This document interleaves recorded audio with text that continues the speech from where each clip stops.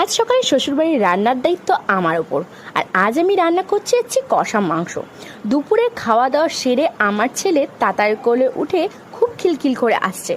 এদিকে আমরা ইভিনিংয়ে একটুখানি ঘুরতে বেরিয়ে গেলাম। যা গরম হয়েছে, ছেলেকে নিয়ে প্রত্যেক দিন একটুখানি ইভিনিংয়ে ঘুরতে বেরোই। আর আমি তো এদিকে হাবা বাবা হয়ে ঘুরতে বেরিয়েছি। দেখতেই পাচ্ছ, ঢলা প্যান্ট আর ঢলা জামা পরে ঘুরতে বেরিয়েছি। এই গরমে টাইট জামা প্যান্ট পরতে অসহ্য লাগছে। এদিকে চায়ের দোকানে একটু চুমুক না দিলেই নয়। এদিকে দুই নন্দী ভিরিঙ্গি মানে দুই বন্ধু, আমার বর আর সুষদা, দুজন মিলে গল্প করতে ব্যস্ত।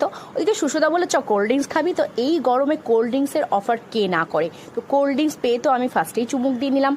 ওদিকে বড় এক চুমুক দিয়ে শান্তি পেল। এদিকে বাড়ি গিয়ে দেখি দেওর জন্য কার সাথে লুকিয়ে লুকিয়ে কথা বলছে। ধরা পড়ে গিয়ে মুচকি একটা হাসি। এদিকে রাত্রিবেলা তো আমি দেখে ভয় পেয়ে গেছি, ভাবলাম এটা কে। দেখি দেওর সিলিংয়ের মধ্যে এরমভাবে ঝুলছে। এরমভাবে গরমের রাত্রিবেলা কেউ যদি সিলিংয়ে ঝোলে ভয় লাগে না বলুন তো? মনে হচ্ছে মাথাটা ওর গরম।